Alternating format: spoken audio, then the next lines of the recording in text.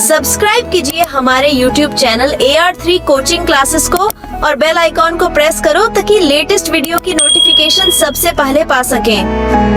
Hello student, तो आज स्वागत है आपका AR3 कोचिंग क्लासेस में। मैं अरविंद कुमार पढ़ाने वाला हूं आपको प्रश्नावली 8.1 जो कि क्लास 10th का चैप्टर है 8। ठीक है, तो यहाँ पर हम ये क्वेश्चन नंबर 10 और ये 11, तो इसके कुछ बहुविकल्पी क्वेश्चन थे, इसमें 4-5 ये और क्वेश्चन नंबर 10 इसको हल करेंगे और इस वीडियो को क्या करेंगे, इस वीडियो में इस प्रश्नावली को क्या करेंगे, फिनिश करेंगे। ठीक है, तो देखिए, बने रहिए वीडियो के अंत तक।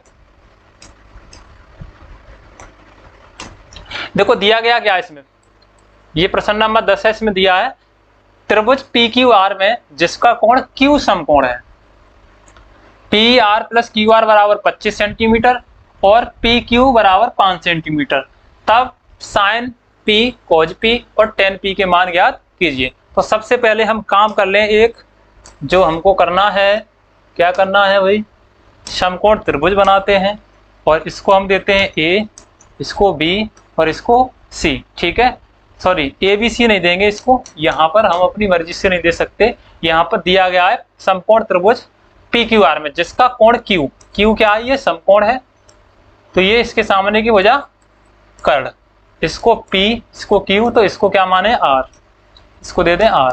ये एक समकोण त्रिभुज है। अब देखो यहाँ पर दिया क्या है, देखो समकोण त्रिभुज PQR में कोण Q बराबर 90 डिग्री है। ठीक है, तो यहाँ पर दिया क्या है, PQ बराबर 5 सेंटीमीटर, यानी PQ ये आ गया 5 सेंटीमीटर, PR प्लस QR बराबर कितना है 25 सेंटीमीटर, यानी कि इस भुजा का और इस भुजा का दोनों का योग कितना है 25 सेंटीमीटर दिया है। अब अलग अलग नहीं दिया है भाई साहब, क्या करें हम इसको, सबसे पहले तो इन भुजाओं को निकाल लें कितना कितना दिया गया है। ठीक है, तो यहाँ पर ये बात समझ में आती है कि PR प्लस QR बराबर 25 है, यानी इस भुजा का और इस भुजा का योग जो है वो 25 दिया है। तो देखो समकोण त्रिभुज PQR में क्या करेंगे, हम पाइथागोरस प्रमेय लगाएंगे। ठीक है, इस समकोण त्रिभुज PQR में पाइथागोरस प्रमेय से, ठीक है, वीडियो को लास्ट तक देखें मेरे भाई, आपको पूरा समझ में आएगा, ये मेरा चैलेंज है आज। ठीक है, देखें यहाँ पर पाइथागोरस में क्या कहती है, कर्ण का वर्ग। अब देखो इसमें आप किसी को थीटा कोण मान लो, किसी को थीटा कोण मान लो, इसको थीटा कोण मानती, तो ये सामने वाली भुजा क्या कहलाएगी, ये बताओ, ये लंब, क्योंकि इसमें देखो पहले ये पता कर लो पूछ क्या रहा है, P, देखो tan P sin P और cos P, तो हमने इसलिए P को ही मान ले रहे हैं, क्या है, P को ही हमने थीटा कोण माना, तो इससे हमें दिक्कत होने वाली नहीं है। तो P माना है, इसके सामने भुजा लंब, तो ये क्या है, इसकी आधार, ये कर्ण हो गई। अब देखो कर्ण का वर्ग, कर्ण क्या है इसमें बताओ, PR का स्क्वायर बराबर, ये PR है। अब लंब प्लस आधार, इन दोनों का वर्ग करेंगे तो लंब क्या है इसका बताओ, इसको लिख देंगे PQ या फिर ये, हाँ सही है, PQ का स्क्वायर प्लस RQ या QR का स्क्वायर। ठीक है, अब देखो यहाँ पर PQ का मान दिया है 5 सेंटीमीटर, रख सकते हो यहाँ पर, तो यहाँ पर PR का स्क्वायर माइनस, इसको 75 कर देंगे, QR का स्क्वायर बराबर, ये 5 रह गया इधर, या फिर आप इसको इतना लिख सकते हो PQ का स्क्वायर। अब ये बताओ, ये माइनस का है, एक आपने सर्व सबका पढ़ी होगी, A square minus B square बराबर A प्लस बी, ब्रैकेट में दूसरे ब्रैकेट में A माइनस बी, ये आप पढ़े हो या नहीं? ठीक है, पढ़े हो तो अच्छी बात है, ना पढ़े हो तो यहाँ से समझ लो, ये सर्वसमका होती है। तो देखो यहाँ पर इस पर भी स्क्वायर, इस पर भी स्क्वायर, तो इसको अब दोनों पे स्क्वायर है, तो ये प्लस में एक माइनस में, यानी इसको लिख सकते हैं PR plus QR into bracket में PR minus QR bracket close बराबर PQ का मान कितना दिया है 5, तो इसका कर देंगे वर्ग। अब देखो यहाँ पर PR प्लस QR कितना दिया बताओ, 25 दिया है, तो यहाँ लिख देंगे 25 इंटू PR ब्रैकेट में माइनस QR बराबर 5 का वर्ग 25। अब ये 25 से 25 एक बार कैंसिल, तो यहाँ से मिलता है PR माइनस QR बराबर 1। ये देखो इसको तो समीकरण 1 दे दो, इसको दे दो समीकरण नंबर 2। अब क्या करोगे भाई, समीकरण 1 व 2 को जोड़ने पर, समीकरण 1 व 2 को जोड़ने पर, जोड़ेंगे क्यों, इसलिए जोड़ेंगे यहाँ क्यू आर प्लस का और यहाँ क्यू आर माइनस का, जोड़ेंगे तो प्लस माइनस का एक कैंसिल हो जाए। जोड़ना और घटाना तो इसलिए पड़ता है, हम ये विलोपन विधि से इसलिए करते हैं कि एक पद जो है उसमें से क्या हो जाता है, विलुप्त हो जाता है, तो दूसरे पद का मान निकाल लेते हैं, इसलिए हम जोड़ और घटा करते हैं। तो यहाँ पर समीकरण 1 है P R plus Q R बराबर 25 दिया है, और यहाँ पर निकाला P R minus Q R बराबर 1, P R minus Q R बराबर 1। ये समीकरण 1 था, ये 2 है, जोड़ने पर कर रहे हो, ये प्लस माइनस कैंसिल हो जाएंगे, पी आर क्या हो जाएगा 2 पी आर, और 25 और 1 26, 2 से कैंसिल कर दोगे 13 बार, पी आर बराबर कितना आ गया 13, तो ये पी आर आ गया 13 सेंटीमीटर। अब देखो पी आर ये 13 सेंटीमीटर आ गया।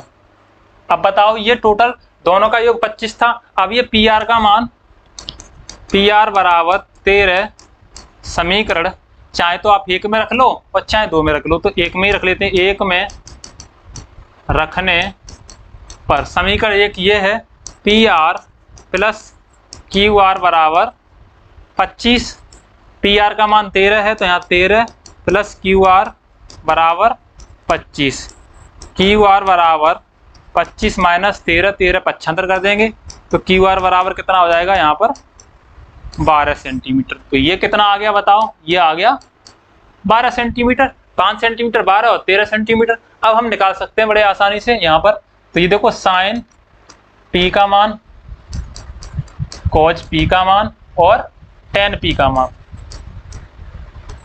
ये सबके मान हम ज्ञात कर सकते हैं। अब यहाँ से साइन पी, इस समकोण त्रिभुज में देखेंगे साइन पी, पी क्या होता है, पी यहाँ पर थीटा कोण है, समकोण वो कोण दिया गया है, ठीक है। तो पी के लिए अब देखो यहाँ पर लाल बट्टे, साइन के लिए क्या होगा, लाल बट्टे कक्का से तो लंब बट्टे कर्ण होगा, तो इसमें लंब कितना है बताओ, लंब है 12 और कर्ण कितना है 13, तो यहाँ पर कितना हो जाएगा देखो लंब बट्टे कर्ण, तो ये होगा लंब 12 है और कर्ण कितना दिया है बताओ 13, तो ये 13 हो गया, ये इसका अनुपात। कॉज पी क्या होता है बताओ, आपको याद ना हो तो इस चीज को याद रख लें भाई, लाल बट्टे कक्का, ये चीज याद रखें, बहुत बड़े काम की चीज है, इससे आप सभी त्रिकोणमितीय अनुपातों को, ठीक है, त्रिभुज में हम लगा करके इसको हम हल कर सकते हैं। साइन हो गया कॉज के लिए आधार बट्टे कर्ण होता है, आधार इसका 5 है, कर्ण इसका 13 है, तो यहाँ पर आधार बट्टे कर्ण, आधार इसका कितना है 5, कर्ण कितना है 13, तो 5 बट्टे 13। अब निकालेंगे टेन पी, तो लंब बट्टे आधार होता है, लंब इसका है लंब बट्टे आधार, लंब इसका 12 दिया है 12 और आधार इसका कितना है 5, तो ये हो गया 12 बट्टे 5। तो ये था क्वेश्चन नंबर 10, ठीक है, जो कि साइन पी कोज पी और टेन पी के मान हमको इसमें ज्ञात करने थे, जो हमने ज्ञात कर लिया, ठीक है। अब देखिए इसमें कहा गया है बताइए कि निम्नलिखित कथनों में से, ये जो दिए गए हैं उनमें से सत्य कौन सा है और असत्य कौन सा, और उस कथन की पुष्टि भी कीजिए। तो पुष्टि करने के लिए आप देखो यहाँ पर एक चीज समझ लो, ये दिया है टेन ए, ये कहा गया टेन ए का मान सदैव 1 से कम होता है, तो इतना तो आप जानते हो यार, टेन के मान याद होंगे आपको, ठीक है। देखो यहाँ पर समझ लो, यहाँ पर ये जो मैंने अभी ये सवाल कराया, यहाँ पर टेन पी का मान आया है कितना 12 बट्टे 5। अब 5 का भाग देंगे तो 5 दूनी 10, 2 बच्चे का 0.0, 5 का 20, ठीक है, यानी कि ये 2 से ज्यादा हो रहा है। अब यहाँ ये बात कही गई है कि 1 से कम होता है, और वहां देखो हम जब निकाल रहे हैं तो 1 से अधिक आ रहा है, यानी कि ये बात कैसी है, गलत है। या फिर देखो टेन 45 का मान कितना होता है 1, टेन 45 का मान 1 होता है, और टेन 30 का मान कितना होता है, टेन 30 का मान होता है 1/√3, और टेन 60 का मान कितना होता है बताओ, टेन 60 का मान कितना होता है, तो टेन 60 का मान होता है √3। अब देखो √3 का मान अगर याद ना हो आपको, लिखता 1.732 इतना होता है। अब बताओ ये तो 1 से अधिक हो गया ना, तो यहाँ पर ये कह रहा है कि सदैव 1 से कम होता है, तो नहीं होता है भाई साहब, ये कारण हो गया कि टेन ए का मान 1 से कम, सदैव 1 से कम नहीं होता, ठीक है। तो ये कैसा कथन हो गया, असत्य हो गया, ठीक है। आगे कोण ए के किसी मान के लिए सेक ए बराबर 12 होता, सेक ए बराबर 12/5। अब देखो सेक ए क्या होता है बताओ, सेक ए बराबर क्या होता है, sine cos tan, cosec sec, sec होता है कर्ण बट्टे आधार, सेक ए बराबर कर्ण बट्टे आधार। ठीक है, हम इसको के से लिख रहे हैं कर्ण के लिए और ए को लिख रहे हैं आधार। ठीक है, तो कर्ण बट्टे आधार, या फिर हिंदी में लिख सकते हो आप इसको कर्ण बट्टे आधार। अब देखो कर्ण इसका ऊपर, ये कर्ण है और ये आधार है, तो आधार से सदैव, आधार और लंब से कर्ण सदैव बड़ा होता है। तो देखो ये यहाँ पर कर्ण क्या है, बड़ा है और आधार छोटा है, तो ये संभव है। ठीक है, यानी कि ये कोण ए के लिए किसी मान के लिए सेक ए का मान ये हो सकता है। ठीक है, तो ये कथन कैसा हो गया, सत्य हो गया, तो ये सत्य है। कॉज ए, कोण ए के कोजेकेंट के लिए प्रयुक्त एक संक्षिप्त रूप है क्या, देखो कॉज ए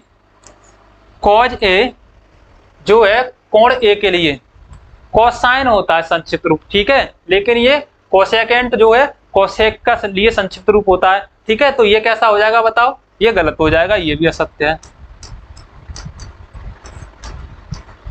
आगे कोट और ए का गुणनफल होता है, तो देखो ये बड़ी अजीब सी बात कही है उसने, लेकिन है एक जैसी प्रतीत हो रही होगी तुमको, लेकिन ऐसा होता नहीं है। ठीक है, ये जो कोट ए है, ठीक है, कोट ए, ये कोट और ए का गुणनफल नहीं होता, बल्कि ये ए का क्या होता है, संक्षिप्त रूप होता है। यानी ठीक है, क्या होता है, संक्षिप्त रूप होता है, तो ये क्या हो जाएगा, असत्य हो जाएगा ये भी।